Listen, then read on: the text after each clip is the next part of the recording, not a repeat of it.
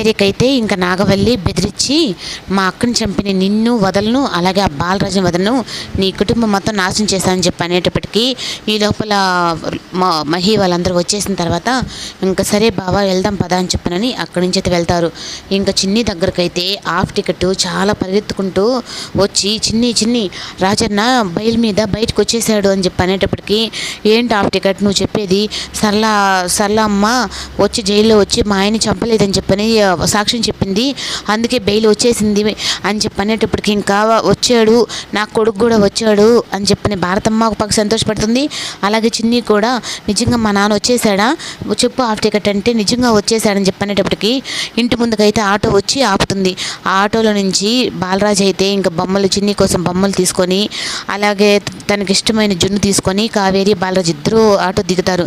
ఇంకా వాళ్ళిద్దరిని అలా చూసి ఇంకా అప్పటికి కూడా తను షాక్లోనే ఉంటుంది. నిజంగా మా నాన్నే వచ్చేసాడా బెయిల్ వచ్చేసిందా అని చెప్పని అన్నట్టుగానే తన షాక్లోనే ఉంటుంది. ఇంకా వాళ్ళిద్దరిని అయితే చూసిన తర్వాత ఇంకా పరిగెత్తుకుంటూ అయితే వెళ్ళి నాన్న అని చెప్పని పట్టుకుంటుంది. అప్పుడు పట్టుకున్న తర్వాత చిన్ని నాకు బెయిల్ ఎలా వచ్చింది నాన్న అని చెప్పనంటే బెయిల్ లాయర్ గారే ఏదో ఒకలా చేసి బెయిల్ తెప్పించారు అని చెప్పని కావేరి అయితే అంటుంది. అమ్మాయ ఎంత నాన్న బెయిల్ మీద వచ్చేసాడు అని చెప్పని చాలా సంతోషపడుతూ ఉంటే ఇంకా భారతమ్మ కూడా అయితే నీ బెయిల్ కోసం సరళ దగ్గరికి వెళ్ళి కాళ్ళు కూడా పట్టుకుందిరా నీ కూతురు నిన్ను బెయిల్ ఇప్పించడానికి, కానీ తనకు కొంచెం కాస్త కూడా తన కనికరం చూపించలేదు, కానీ ఎలాగోలా దేవుడు నీ విషయంలో మంచి చేశాడు అనుకోవాలి అని చెప్పని అంటుంది. ఇదంతా నా చిన్ని తల్లి విషయం, నా చిన్ని తల్లి వల్లేనా అమ్మ అని చెప్పనని తనైతే అంటాడు. అప్పుడు ఇంకా వెళ్ళి బాలరాజుని అయితే పట్టుకొని గట్టిగా అయితే ఏడ్చేస్తుంది. అప్పుడు లేదురా చిన్ని తల్లి నేను వచ్చేసాను కదా అని చెప్పని అంటూ ఉంటే నిజంగా తను కోరుకున్న విధంగానే అమ్మా నాన్నల దగ్గర నేను ఉండాలి, అమ్మా నాన్నని కలిపి చేయాలని చెప్పి అనుకున్నది నెరవేర్చుకున్నట్టు అలా చేసుకుందరా తనని చెప్పంటే ఇద్దో తల్లి నీకు బొమ్మలు తీసుకొచ్చాను అని చెప్పనంటే అప్పుడు ఇంకా కావేరి కూడా అయితే ఇద్దో మీ నాన్న నీకు ఇష్టం అని చెప్పని జున్ను కూడా తీసుకొచ్చాడని చెప్పని ఇంకా ఆ జున్నుని తన చేత్తోనే చిన్నికి తినిపిస్తూ ఉంటాడు.